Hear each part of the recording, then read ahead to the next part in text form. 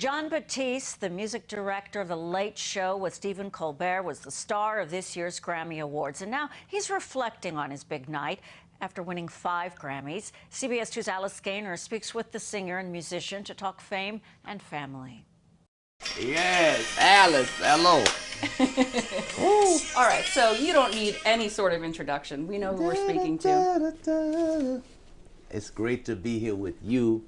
It's wonderful to talk and commemorate such a momentous occasion. Momentous indeed. You won 5 Grammys. Yes. This is a bit of a silly question, but I really wanted to know, how did you bring them all home? Did you bring an extra suitcase? I mean, you had 11 nominations. Well, you know what was the thing? I had 11 nominations, but what I have more of going back is gifts from the gift shop, from fans and supporters, all types of love offerings. And I'm just as proud of that as I am of the Grammy. You know, people everywhere, all ages, all types of different backgrounds and interest in music, not even interested in music, just maybe they saw a speech of mine, the acceptance speech, one of them that I gave, or they saw, you know, the profile about my wife and I and what she's going through and what we're going through as a family. And human connections are the ways that people have really moved me in these last couple days. So yeah, I didn't pack an extra. I shipped the Grammys home, but I brought an extra suitcase, and that was already overflowing with gifts and more. And well deserved. Oh, thank you. And you mentioned your speech. That's right. You said that you don't believe in your core there's a best musician, a best artist. The creative arts are subjective, but you won. Well, I think I do agree that you know, there's no best. I think there are people who really come at a time where the world and the art form needs them. And I say needs them, meaning that the art is always bigger than us as creatives. So none of us can be the best of an art form, but the art does need people every generation to come along and contribute. And I think that that's what we call the best. That's what I think the Grammys are really about. And any sort of celebration of art is about who are those leaders of today that are coming out and contributing to the art form. And what is it that they have to say? And so many of us want to hear what they have to say. And that's why I love sitting there, you know, with my friends, all these artists from different styles of music, different things to say. You know, I'm so grateful to be among them and hang out. And then my performance, it was such an amazing energy. The crowd was roaring. It was just an eruption of love and energy and musicality, virtuosity and positivity and dance. And we had 40 different looks that were designed by Dolce & Gabbana, custom looks just for the performance. And this world that was created. My creative director and I, we made this, it was just like this world of imagination. So all of it together is truly, truly overwhelming, and I could not be more grateful and humbled to represent my generation in the arts. You talked about your performance. I mean, I saw everyone up on their feet, and the energy I felt sitting in my sweatpants on the couch at home. I wanted to get up and dance, so I can't even imagine how electric that was there. Can you just describe that feeling? I mean, you were the one getting people up out of their seats, the joy on their faces. You know, what was that like for you? Wow, it's hard to describe. It gets me emotional thinking about it, just thinking about the way that people responded, whether they knew the song or not, whether they knew me, whether they were there to dance or not. At that moment, everybody got up. And by the midway point, you can listen to, if you watch the video somewhere on Facebook or something, the video's there, and you'll see we have this choreography where I'm singing and I lean back and I lean all the way back. In the dances, we do this incredible shape together. And during this moment, everybody just goes, ah! And then we do another one on the left side and everybody goes, and then they pan to the audience and you see everybody's up. And at that point, I blacked out. I literally I was so in the spirit. You know, my jacket came off. We went into the crowd. You know, luckily we're friends, so I was able to stand on the table of Billie Eilish and Phineas. Yes, she looked beyond excited for that. That was awesome. I mean, I wouldn't have done that with somebody who I wasn't so familiar, but it was such a moment of pure joy and expression that friends understand.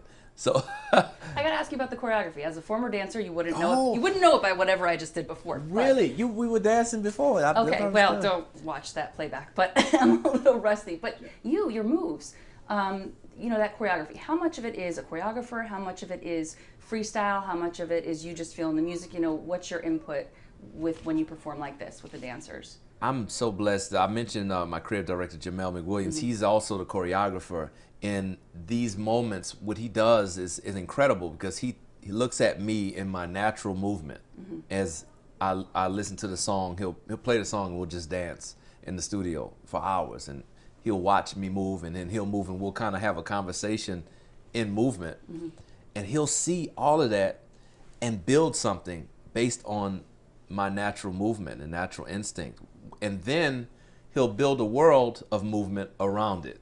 So the other dancers who are joining us, who are incredible and have their own styles, he'll incorporate their natural movement, but tailor it to my natural movement. So he has this really great, very dimensional approach. It's a lot of my natural input and then him structuring that. And I love it because I always feel in moments where it's structured, I can still go off book. And I've done that many times where I go in and out of the choreo just because it's so natural to who I am in my movement. And he's such a genius at building it that I can move freely. So that was the beautiful thing about working with Jamel. But that performance, you can see at the end, that was not scripted. The joy that everybody was exhibiting, you can't fake that. I was just gonna say, it looks genuine, the joy that radiates from you. I mean, it doesn't look like you're performing that's just you. Yes. Out there. I pray and I connect to divine joy. I try to stay connected to it every day of my life. I think it's the most important thing that I can think of translating to people through art is hope and joy and the connection to what's bigger than us and what's deeper than self-interest. I can always do musical things. You know, I studied at Juilliard. I did all of that. I grew up in a musical family. The chops and all that stuff, you know, we can play for days and we can do all kinds of complex things and all kind of wonderful things. And that's embedded in the music for those who have ears to hear that. But the focus beyond just all of that flashy stuff is how we're going to connect to people and how people of all ages, all races, all backgrounds, any person that is in listening range, how are they going to feel this vibration and what are they going to take away from it to go and make their life better? You said this is like a spiritual practice for you. It is a family affair. Yes. So you had your grandfather, your dad, your nephews on this album? Yes. Your 7-year-old nephew was a part of this win. Yes. What was his reaction? Oh, he was trying to see BTS. We won. You know, he may very well be the youngest person to ever win the Album of the Year Grammy as a part of this album, which is, you know, I mean, that's the biggest prize in music. And afterwards, he comes to me and he says, "Let me see BTS."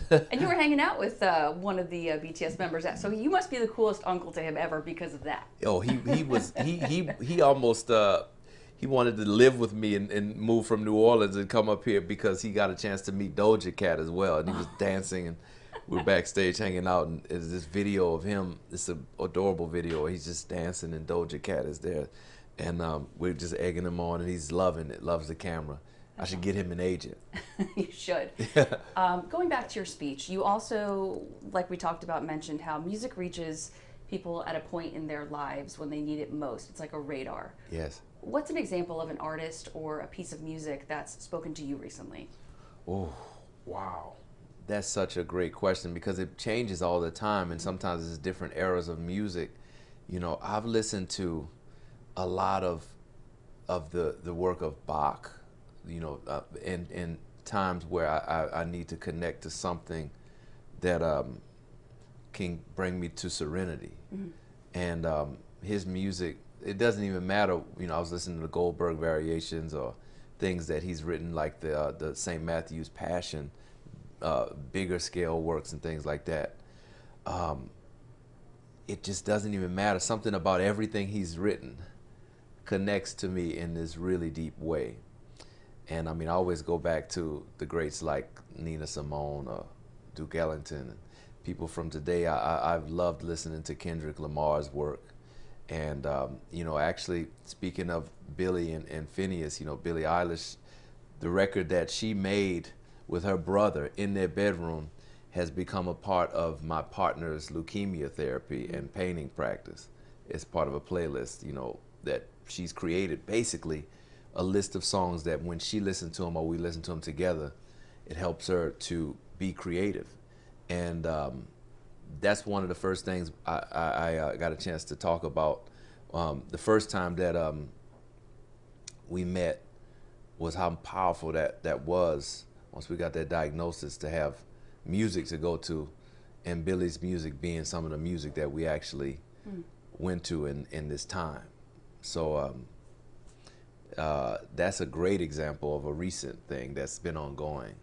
How is your wife, Joe? Congrats on the wedding, by the way. I know this is not typically how newlyweds, you know, want to start their life together, but not at all. As you said, this is the real world. This is life. Yes. How is she doing? And I know you both have talked about balancing in the palm of your hand this battle with illness and then also the professional success.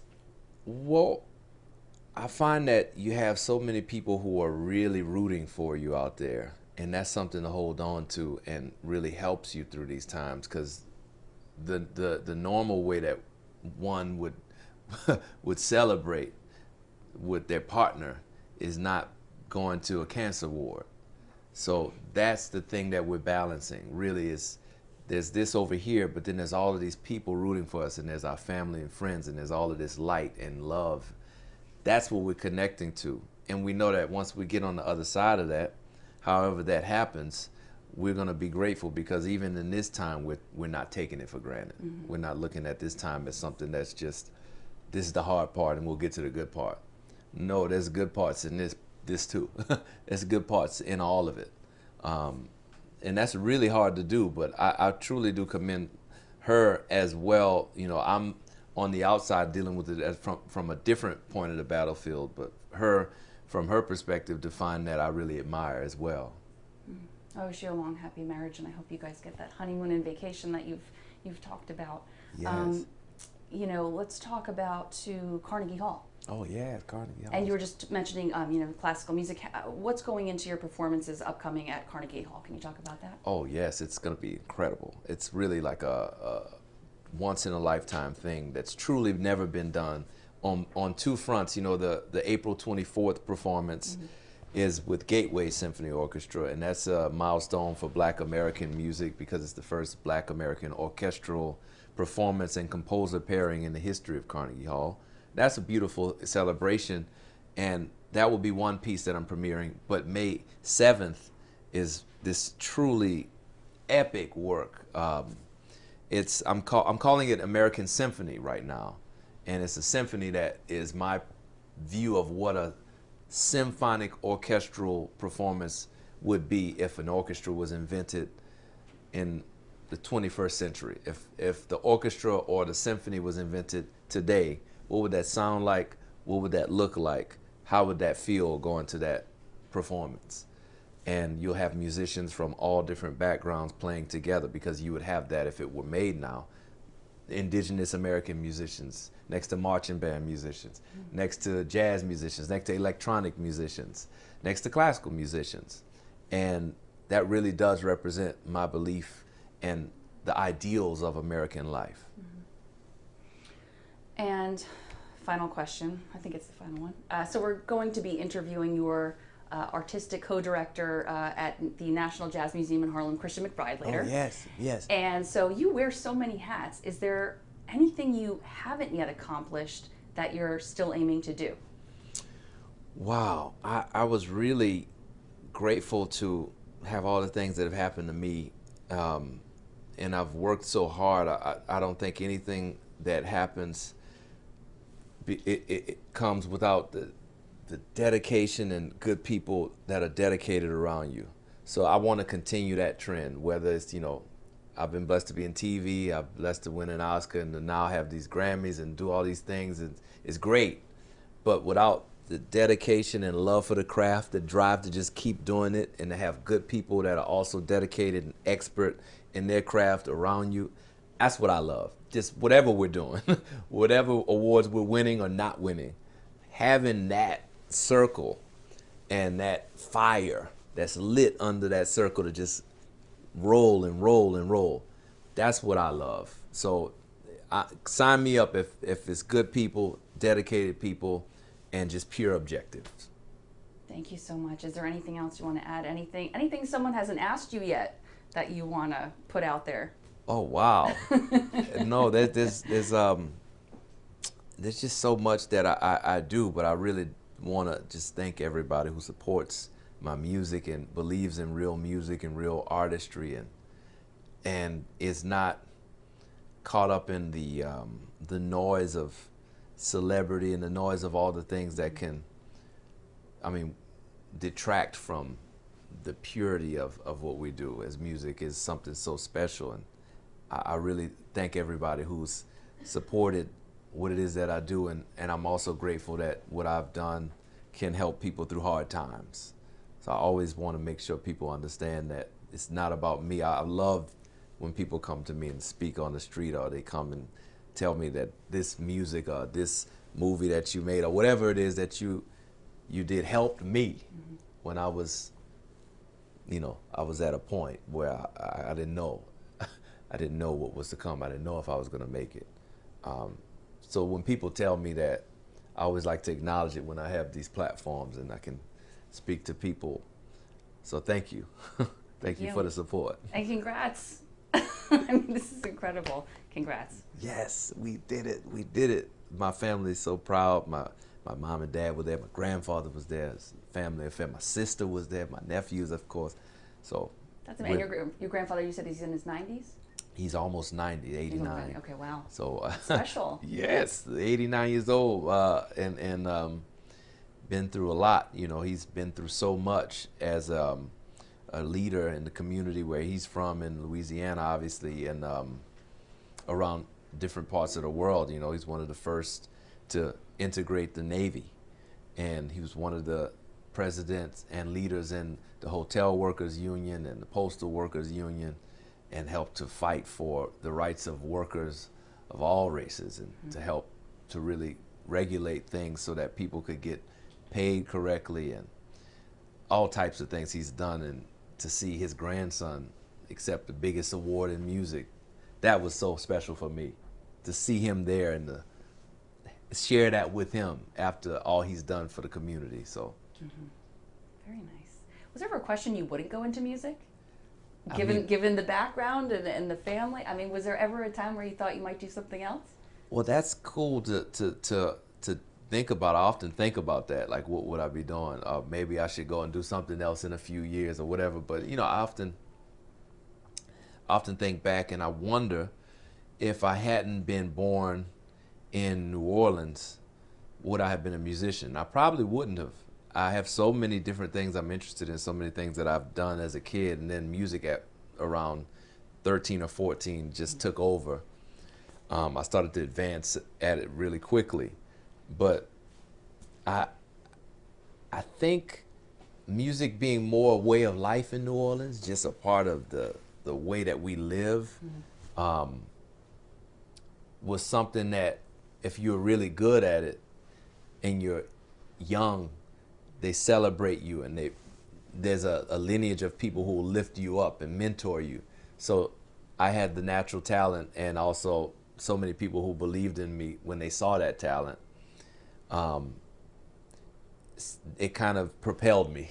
So by the time I was 17, I was in New York City and at Juilliard, and I've been here ever since. It's been almost 17 years. Wow. I've been in New York City, and that also proved to be a real testing ground, because the support that I had from my mother and my father and my mentors in New Orleans wasn't here in New York. I came to New York and I had to build it myself, and I had to find my tribe, and I had to identify where it is that we want to take this talent, where do we want to go. So between those two key moments of life, I think music won out, because once you go through the fire like that, and once you come out on the other side, it means you wanted it enough to do it. So it was a question up until maybe my 20s when I got through everything that was in front of me, trials and also testing ground of New York City and the testing ground of, is this what you want to do? Mm-hmm. You have the ability, but is this really what you want to do? And it's okay if you don't.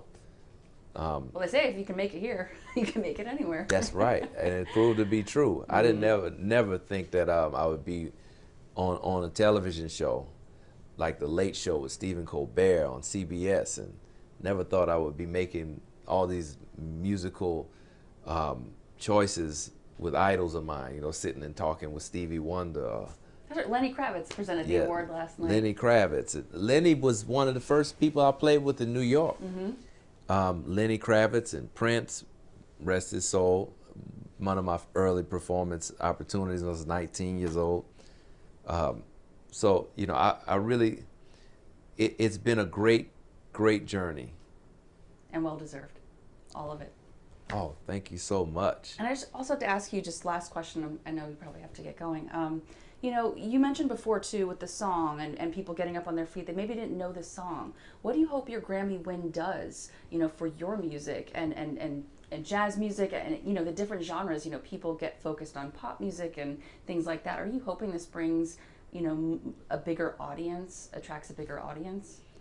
You know, what's interesting is that I think a lot of people, when they see a black guy, New Orleans, went to Juilliard, oh, he's jazz, or oh, he's this or that. But if you do everything, but right, no, but yeah. I think it's a part of what I love about winning, not because of me, but because of what it's already seeming to do, how it's reverberating through the culture, even just the speech and just the way that I've seen other artists respond to it and the messages I've gotten, thousands of messages. But it's breaking this perception that a person from a certain background has to do a certain thing, or their music has to be perceived as a certain thing. It's breaking the chains for artists. You know, for me personally, a lot of people are listening to my music who, you know, it's gone up literally 3,000% when we looked at the metrics, and it's incredible for me, but also it shows that people just needed permission to like something that they thought was not for them. Mm-hmm. And I want to just break all of those barriers, because artists need to be free to express, and people need to be open and realize that there's a lot more out there that can enrich their life and make their life better if they just forget about looking at the labels and saying, oh, rock and roll, that's not for me. Oh, jazz, oh, that's not for me. Oh, this is pop, so this is for me. And so it does that. For one, it kind of breaks the shackles on both accounts, for the listener and for the artist. We can create what we want. People don't have to feel marginalized in what they choose to listen to. But then I also think on the flip side, it shows that music that's not considered to be, or musical sounds and styles that aren't always in the pop idiom or on the radio can be popular, because prime time at the Grammys, we killed. And I started with like a classical piano piece, and then I went into a soul kind of almost James Brown energy, and then we went up to the piano, we played contemporary jazz, and then I went to the dance break, and it went through all these phases of marching band, New Orleans music, and everybody was on their feet. So the young people out there who are watching me, who are 10 years younger than me, just getting started where I was when I moved to New York, the 18, 19, 20-year-olds, who see that now they're going to be the future. In 15 years, they're going to be where I'm at.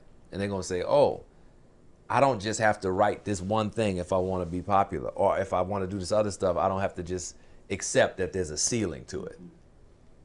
All of that happened in one night and more. And I'm so grateful that we were able to talk about it, because it's such a reality. But I think the more that people see it and the more that we talk about it, the more it just becomes, oh, all of this beautiful ancestral cultural music can also be popular, and it can heal people, and people will love to hear it, and people will want to be a part of it. And also as artists, we can create and have a palette that's wider and broader than what any label or what any executive that is thinking they're the artist is trying to deem is what should be on the radio, or what should be here or there, and what should be popular. And I think that's a powerful thing.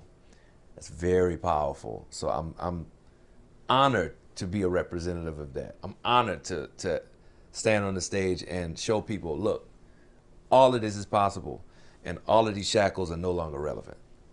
Jon Batiste, you do it all. And congratulations, really.